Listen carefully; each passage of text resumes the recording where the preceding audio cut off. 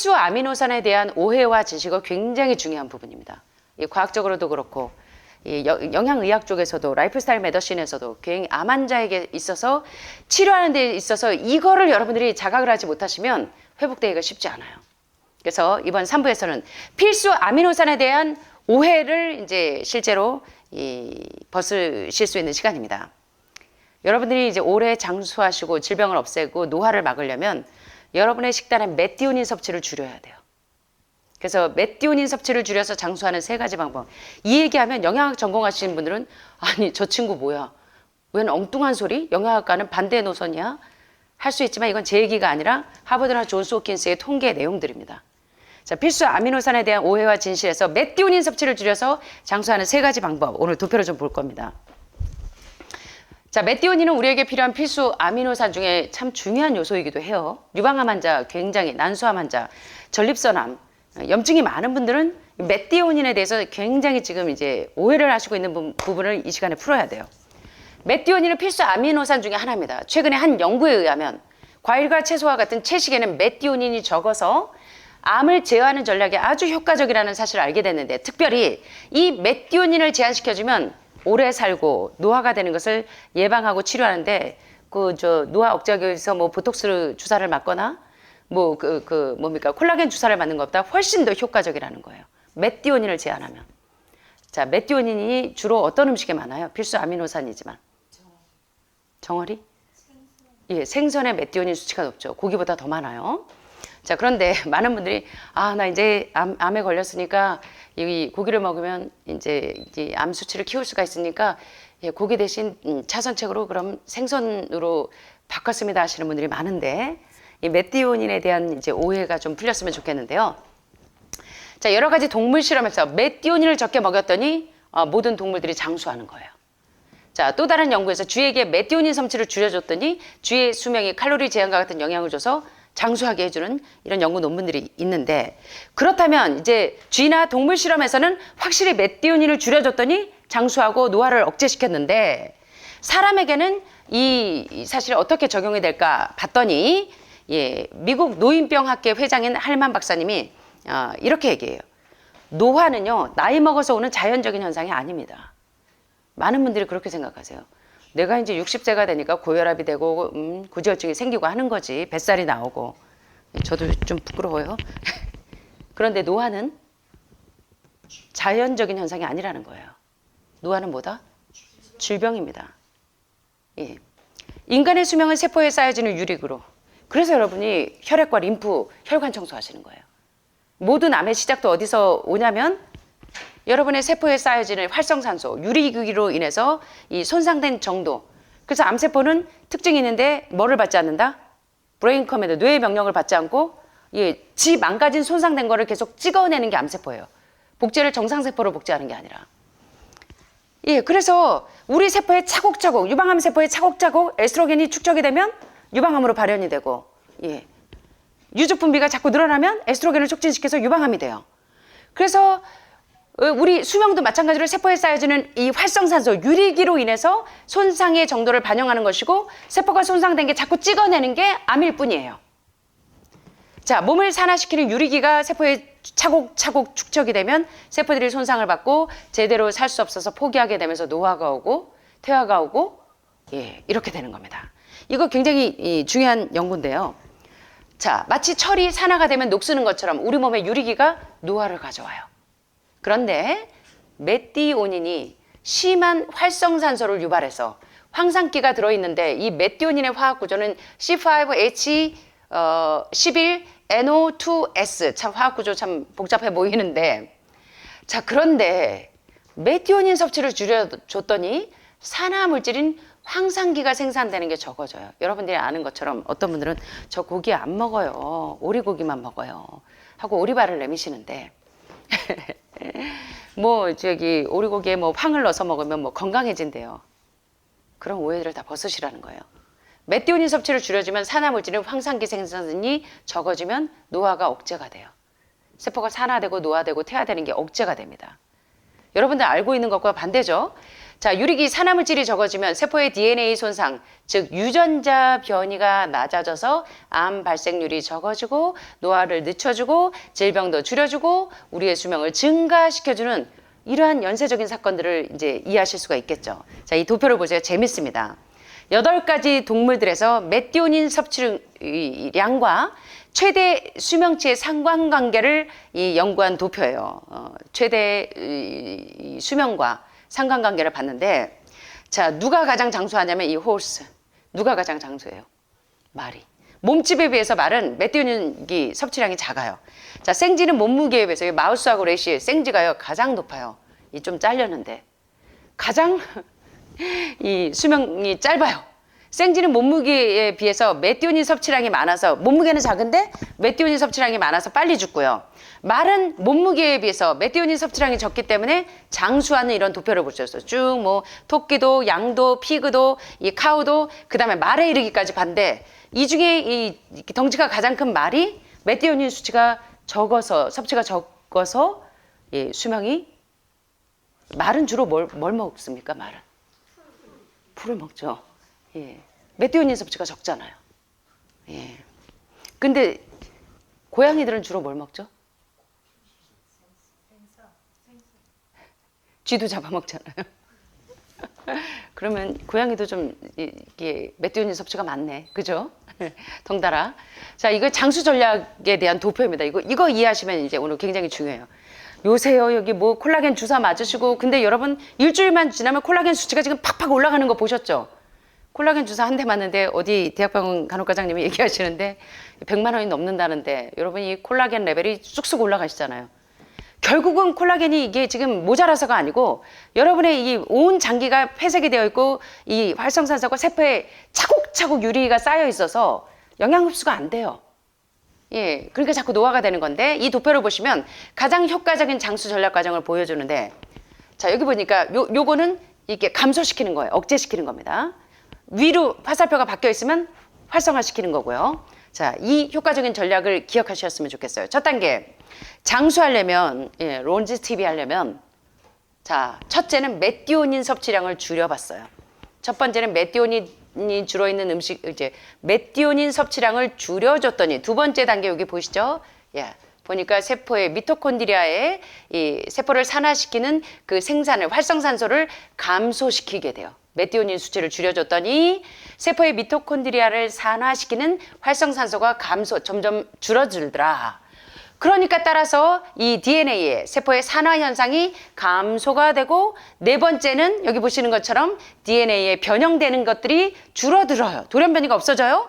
그 다음에 다섯 번째는 따라서 이 rate of aging and disease, 노화와 질병이 점점 줄어들면서 여러분이 장수하게 되는 이런 과정들을 보여주는데 그 과정들이 세포의 노화와 질병이 감소하게 된 데에는 DNA 변형이 줄어들었고 DNA 변형이 줄어들기 위해서 DNA 산화 현상이 감소되고 그 다음에 세포의 미토콘드리아를 산화시키는 활성산소가 감소되기까지 역으로 반전시켜 봤더니 여러분 매일 드시는 음식 가운데 뭐를요? 예. 뭘 감소시켰더니 뭘 좀 제한했더니 결국은 거슬렀더니 메티오닌 섭취를 줄여줬더니 근데 오늘도 오시면서 이 회하고 생선을 잔뜩 드시고 오셨다고 하시던데 예, 메티오닌 섭취를 줄여요. 그러고 나서 콜라겐 주사 맞아도 소용없다는 거예요. 그죠? 그래서 왜 암세포가 정상세포의 차이점을 발견했는데 아까 자폐아의 단백뇨 스파이크의 차이점을 본 것처럼 이 원인이 뭔지를 이제 자폐증을 푸는 열쇠를 발견하기 위해서 그런 것처럼 암의 문제를 푸는 열쇠를 발견했는데 암세포는 정상세포의 차이점은 단지 뭐가 있었냐면 메티오닌에 의존하는 거예요. 메티오닌에. 그러니까 이 암 환자들이 빨리 노화가 되고 퇴화가 되고 기능 부전이 오는 이유가 이런 거라는 거예요. 근데 공교롭게도 이 암 환자들은 유감스럽게도 이 IGF-1이나 이 메티오닌 수치가 높은 고기나 생선, 우유, 계란 이런 동물성 단백질과 지방을 굉장히 사랑하시고 애착을 가지고 있다는 거예요. 그래서 식사에 고기, 생선, 우유, 계란이 없으면 뭐야 우리 와이프가 오늘 뭐 음식을 제대로 준비 안 했네? 이렇게 소홀히 여긴다는 거예요. 그래서 여러분들이 장수하시려면 남편 빨리 죽게 만드는 10가지 음식 계란 후라이 알뜰하게 하루에 2개씩 드신다? 이제 웃으시네요. 자, 그러면 이제 메티오닌이 이렇게 여러분의 이 수명을 단축시키는 활성산소를 세포에 차곡차곡 유리기를 쌓는다는 걸 아셨는데, 그러면 어떻게 하면 메티오닌 섭취를 줄일 수 있을까? 세 가지 방법이 있습니다. 자, 메티오닌 수치를 올리는 계란이나 뭐 연어나 여러 가지 새우, 이런 각각류종들, 고기, 육식. 첫째는 칼로리를 제한하는 겁니다. 먹는 모든 음식을 절반으로 줄이는데, 여러분들은 밖에 계실 때보다 하늘마을 오시면 먹는 음식이 2배로 늘어나세요. 제가 지나갈 때마다 이 접시를 막 가리거나 옆으로 흐트르시거나 위로 쌓으시거나 여러 가지 전략이 있더라고요. 근데 봤더니 메티오닌 섭취를 줄이려면 첫째는 칼로리를 제한하는 겁니다. 그래서 한자로 입구자 3개 밑에 매산자, 내 입으로 산더미처럼 많이 먹어서 생긴 병이 암이기 때문에 소식 다작이 굉장히 중요한 치료법입니다. 둘째는 메티오닌은 특정 단백질에 많이 있어요. 암을 유발하는 특정 단백질 2가지. 첫째는 인슐린 라이크 그로스 팩터 1. 제가 요새 이제 그 IGF-1에 대한 논문들을 지금 많이 봐요. 박사 논문 지금 이렇게 쫙 정리하면서 지금 보고 있는데, 이 메티오닌에 대한 연구가 상당히 많아요. IGF-1하고. 자, 메티오닌은 특정 단백질에 많이 들어있는데, 특별히 동물성 단백질. 그래서 전반적으로 단백질 섭취를 제한하는 거.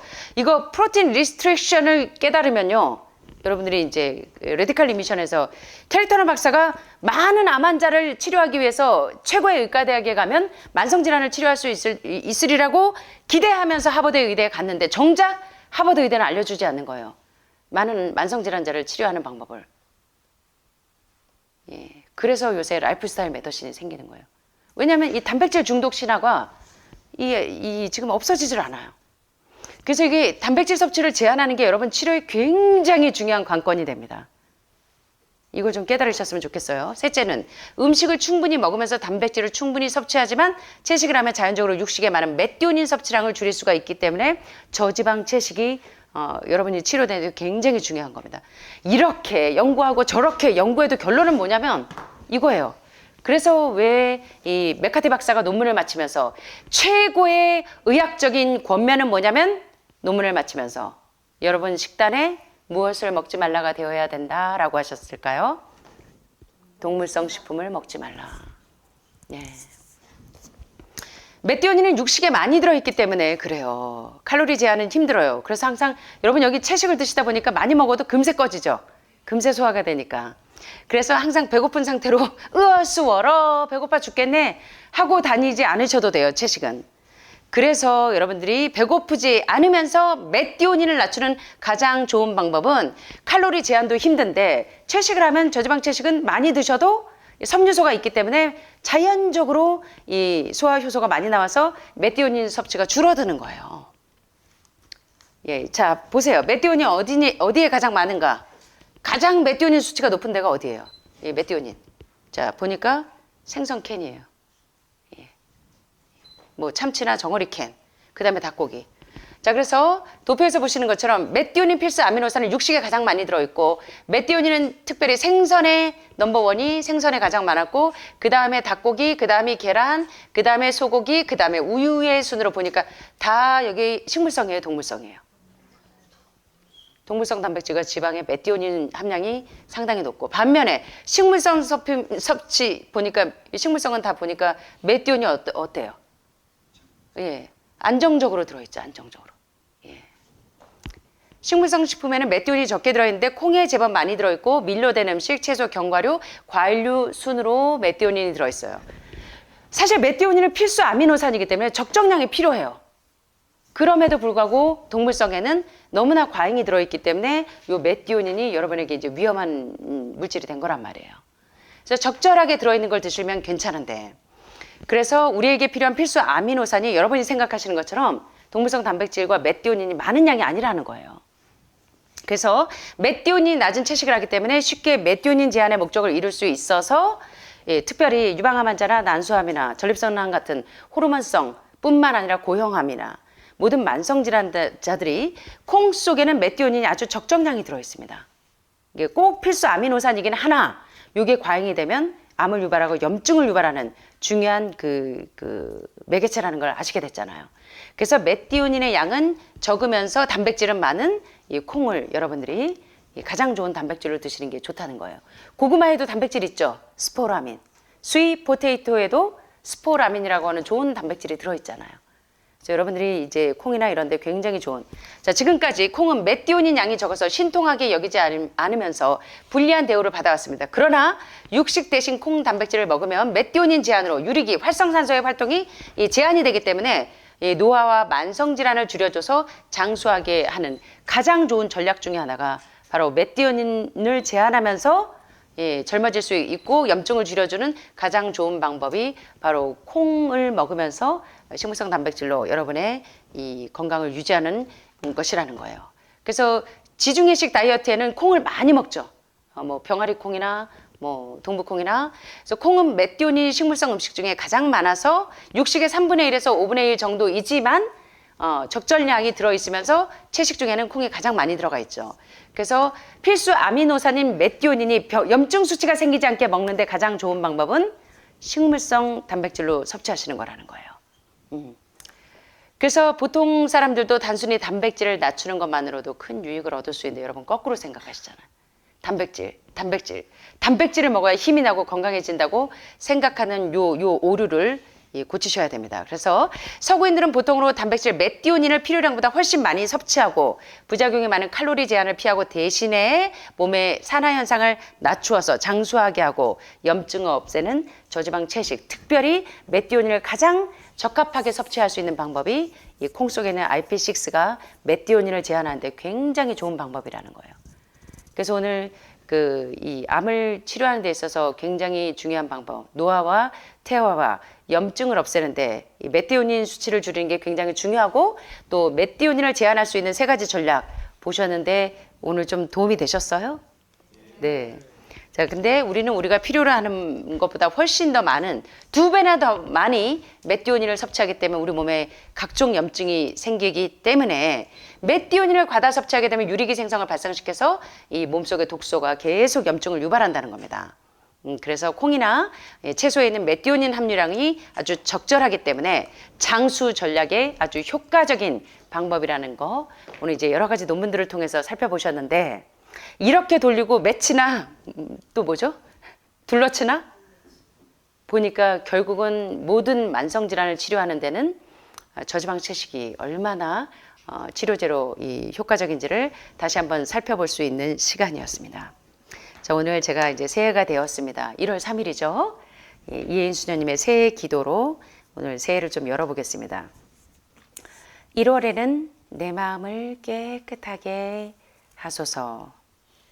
그동안 쌓인 추한 마음을 모두 덮어버리고 이제는 하얀 눈처럼 깨끗하게 하소서. 저도 이렇게 되면 얼마나 좋을까요? 그죠? 새로 태어나고 싶으시죠? 근데 지금 여러분 다 지금 새로 태어나고 계세요. 여러분의 세포가 지금 완전히 다 뒤집어지고 있잖아요. 근데도 별로 감사들을 안 하시네. 2월에는 내 마음의 꿈이 싹트게 하소서. 이제 여러분이 2월 되면 5단계 끝나면 완전히 유, 소, 영으로 세포가 다 바뀌어요. 그죠? 이런 꿈이 싹트게 하소서. 하얀 백지에 내 아름다운 꿈이 또렷이 그려지게 하소서. 3월에는 내 마음에 믿음이 찾아오게 하소서. 의심을 버리고 믿음을 가짐으로 삶에 대한 기쁨과 확신이 있게 하소서. 4월에는 내 마음의 성실의 의미를 알게 하소서. 작은 일, 작은 한 시간이 우리 인생을 결정하는 기회임을 알게 하소서. 5월에는 내 마음이 사랑으로 설레게 하소서. 우리 삶의 아름다움은 사랑 안에 있음을 알고 사랑으로 가슴이 물들게 하소서. 6월에는 내 마음이 겸손하게 하소서. 남을 귀히 여기고 자랑과 교만해서 내 마음이 멀어지게 하소서. 오늘은 6월까지만 하고요. 내일 7월부터 12월까지 하겠습니다. 자, 그래서 우리 마음이 새해 깨끗하게 되고 꿈이 싹트게 되고 3월에 믿음이 찾아오고 4월에 성실의 의미를 깨닫고 5월에 사랑으로 설레고 6월에는 겸손하게 되는 여러분과 제가 되시기를 간절히 소원하면서 말씀 마치겠습니다. 감사합니다.